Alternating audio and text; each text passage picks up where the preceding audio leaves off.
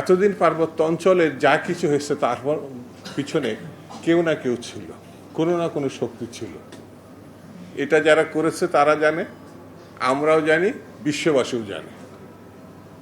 ছোট দেশ হিসেবে বাংলাদেশ যদি মনে করে যে এর পিছনে খোঁচাখুচি করলে কিছু হবে না, এই বিষয়টি কিন্তু ভুল হিসাবে চিহ্নিত। কারণ হচ্ছে, আমার কাছে যেটা মনে হয়েছে, দক্ষিণ পূর্ব এশিয়ার মধ্যে একমাত্র দেশ যারা সশস্ত্র যুদ্ধে এক সাগর রক্ত দিয়ে বাংলাদেশের স্বাধীনতা অর্জন করেছে।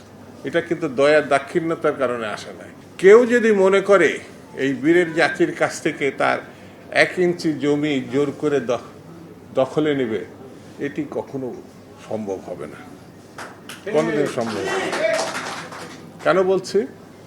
আমরা যা অর্জন করেছি সেটা আমরা সংরক্ষণ করার তাগত সৃষ্টিকর্তা আমাদের দিয়েছে, এটা আমি ব্যক্তিগতভাবে মনে করি।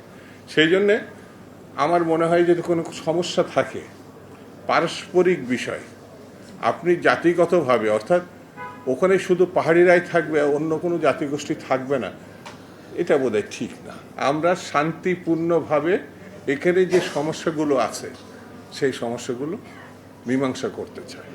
এটি আমাদের বাংলাদেশের স্পিরিট, এটাই বিএনপির স্পিরিট, এটাই অন্যান্য রাজনৈতিক দল যারা ফ্যাসিবাদের বিরোধিতা করেছেন, লড়াই করেছেন, 17 বছর ধরে রক্ত দিয়েছেন, কারাগারে থাকছেন, তাদের স্পিরিট।